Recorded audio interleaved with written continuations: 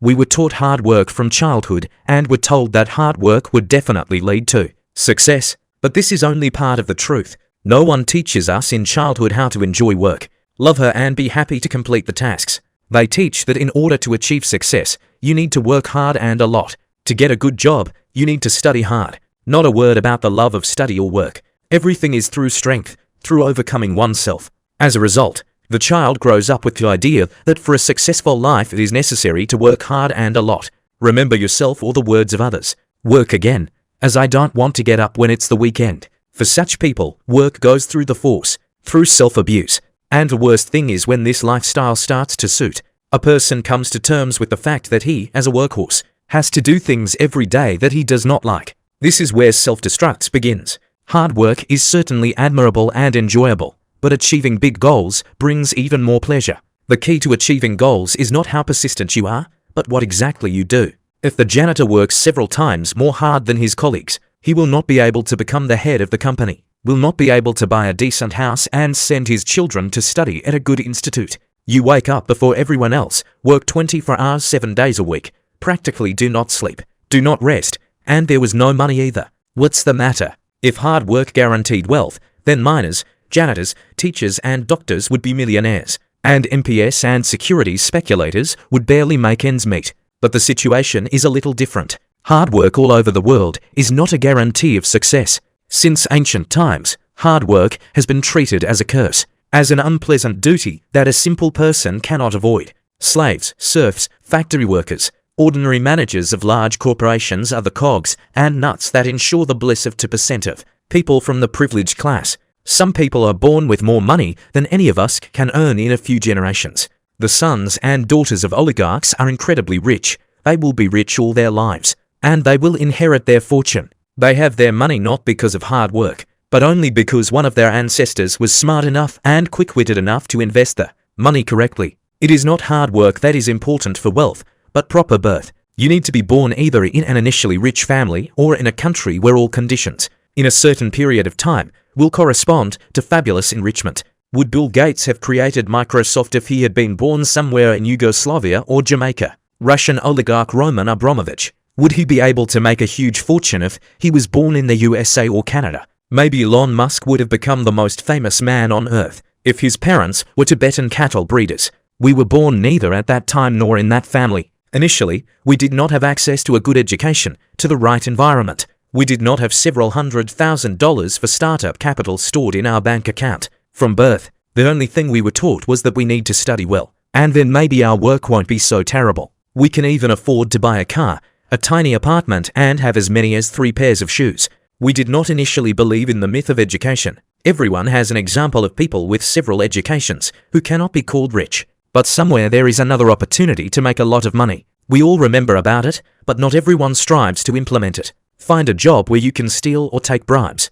Does a country have a future where the strategy of success in life is bribery and theft? We earn money in the capitalist system by selling our labor, in other words, by working. The cost of your work is determined only by supply and demand. That's why workers earn so much, because the demand for their work is huge, and there are very few specialists. A person who owns a common profession is easily replaceable, who will appreciate and pay a lot to a bus driver, a teacher, a manager in a bank, when you can easily find another person in his place. The same driver or teacher may find another job in a common profession upon dismissal. This is a conveyor belt where you can replace any person. Therefore, no one will ever make concessions to us. Don't you like the job? Quit and look for another one. The conversation is short. We all understand this perfectly well. That's why we are so scared. Sometimes it seems that this is a vicious circle, a trap from which there is no way out. The worst way to make money is to work for someone. This someone can always say you're fired, and your credits and desire to eat are not his concern. Therefore, you have to be very polite, flattering and executive. We're sick, but we're going to work. It's hot or cold as hell outside, but we're going to work. I want to howl and beat against the wall from this state of things. The horror is that we understand that this will last a lifetime. In a capitalist system, you need to own capital. It is very difficult to save money for something real and valuable when every month, elementary, there is not enough money from paycheck to paycheck. In the modern world, of course, you need to work to provide for yourself. But if working without rest does not bring you wealth, then do you need to do something? To begin with, Understand exactly what you want. Making millions working for your uncle. It's unlikely, but it's real. You just need to choose the right profession. Making millions from your hobby. And it's real. In short, understand exactly what you want and think in this direction. Because working like a dray horse, while staring in the wrong direction, it is unlikely that you will reach your goal. But you will get to the burnout station quickly and with a breeze. The really rich people always had a plan at first. Who they want to become and what they need to do it. If you don't have this plan, you won't have wealth either. Take the same Amancia or take a founder of Inditex. If he decided that he wanted to work in the fashion industry, he first went to work as a messenger in a shirt store, then transferred to a larger store and so gradually founded his empire. I worked a lot, but in that direction. That's why I came to the result. First, learn how to do things to the end.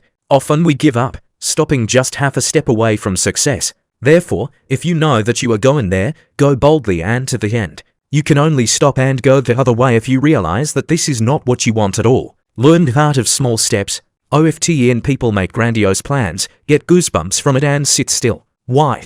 It's scary. What if I screw up? And what will people think? I'd rather sit at a job that brings me neither money nor joy and pretend to be a stormy activity, than start doing something for my happiness. Start by taking very small steps towards your dreams. Then pick up speed and rush to your wealth. Will I have to work hard? Most likely, yes. Will everything work out right away? Probably not. But will it work? Definitely yes, if you go along with yourself. And who knows, maybe you will be able to surpass the richest people in the world and take a leading place in this list. Everything is in your hands. The right actions are those that bring maximum results at minimum cost. According to the Pareto principle, where 20% of the effort brings 80% of the result, and 80% of the effort brings 20% of the result. You just need to make the right choice at the right time. A few years ago, the right action would have been to buy cryptocurrency. By investing a few thousand then, one could become a millionaire now. This is an example of the right solution, but only in one area. Such opportunities come to life every day. It is important to be able to notice and use them to achieve your own and the common good. Having lived your life, working hard, you will not say that this is your best time. You're more likely to regret not trying something else. You didn't turn onto other tracks when you had the opportunity. You didn't take advantage of the chance when the universe itself brought it to you on a saucer. You're going to regret that you didn't do it? In the context of life, these are all small things. And it's better to take a chance now and do what you didn't do to get something new than regret it later for the rest of your life.